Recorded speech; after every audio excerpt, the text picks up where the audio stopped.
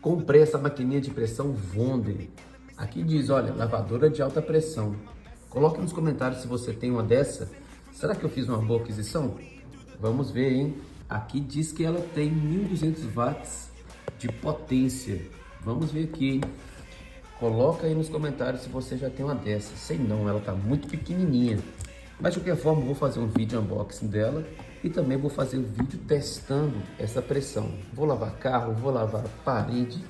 Vamos ver se de fato essa pequenininha aqui, ela corresponde à propaganda toda que ela faz, beleza?